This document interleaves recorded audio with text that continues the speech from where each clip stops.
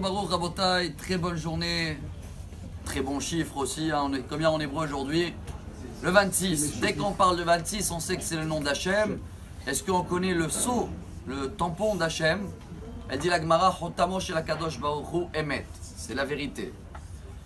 Dans la paracha, on a toute l'histoire de la naissance de Yaakov et Esav. Et Yaakov représente le Emet, la vérité. Aujourd'hui, on va essayer de comprendre un message qui va améliorer notre vie, qui est très important. Le Rambam, Rabbi Moshe ben Maimon, en français Maïmonide, il y a à peu près 800 ans en arrière, il a écrit un livre qui est très connu, en hébreu, Moreh Nevuchim, en français, je crois, les guides des égarés, quelque chose comme ça, voilà. Tout au début, il amène le Rambam comme ça, et dit, il y a quelqu'un qui m'a demandé une question très profonde, comment ça se fait dans la faute de Adam et Ève, qu'après la faute, ils savaient séparer entre le bien et le mal? Quoi? Est-ce qu'avant la faute, il n'était pas intelligent, il ne savait pas séparer entre le bien et le mal? Hachem a créé quelque chose qui était un peu bête, pas intelligent. Qu'est-ce qu'il a répondu, le Rambam, le Maïmonide? Avant la faute, on savait, ou Adam savait, la différence entre une vérité et un mensonge, le Emet et le Sheker. Après la faute, ça s'est mélangé, c'est devenu le bien et le mal. Mais même dans le bien aujourd'hui, dans ce qu'on vit, il y a du mensonge. Même dans le mal, il y a de la vérité. Ça veut dire on est dans une traluite, comme on dit comme ça. Quel est le travail que nous, on peut prendre de cette paracha et apprendre de Yaakov pour faire? Et je crois que c'est un message extraordinaire. C'est une Gemara très connue dans le traité Brachot, page 28, Kohar. Là-bas, la Gemara, elle raconte que le grand rabbin d'Israël, Rabbi Yochanan ben Zakkai, avant qu'il ait décédé, ses élèves, ils ont demandé une bracha.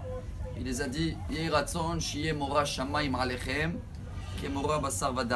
je vous bénis qu'avant de faire une faute, vous allez craindre plutôt les personnes, les voisins et la communauté, et comme craindre Dieu comme vous craignez les voisins et votre entourage.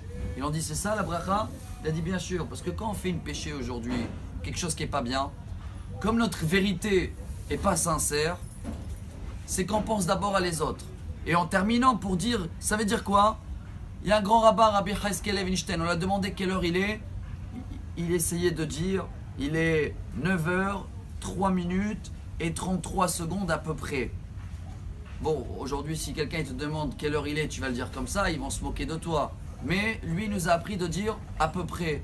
Ne dis pas, je parle pour moi, je te rappelle dans 2 minutes. Si tu ne le fais pas, c'est que tu sors un mensonge de ta bouche. Pardon, tu ne sors pas la vérité. Si tu veux être dans le comportement, dans le chiffre 26, dans le sceau d'Hachem, venez, on apprend sur nous aujourd'hui, voilà la halakha du jour, hein, de comprendre le message de Yaakov et d'essayer de sortir dans notre bouche, pas des mensonges. Dès que quelque chose, vous allez dire que c'est normal, le monde il est comme ça, c'est ça la faute de Adam et Ève. Parce que le normal est mélangé avec du mensonge. Je te rappelle tout de suite, à demain et tu arrives après 2 jours, tu as menti. Si on arrive à travailler sur nous, à partir d'aujourd'hui, de contrôler un peu plus les paroles qu'on dit. Si tu ne vas pas rappeler dans même pas, ne dis pas dans 2 minutes. Je te rappelle dès que je peux. Déjà, tu es dans la vérité. Tu n'es pas dans le mensonge. Tu es dans le Titen Emet les Yaakov et tu es dans le chiffre 26 d'Akadosh Baruch Hu. Si on arrive à faire ça, on est dans le Emet et après, Emet mais Eretz Itzmar. Tout ce qui est Emet fait pousser Bezrat Hashem des choses extraordinaires dans notre vie. Bonne journée. Amar Rabbi Elazar.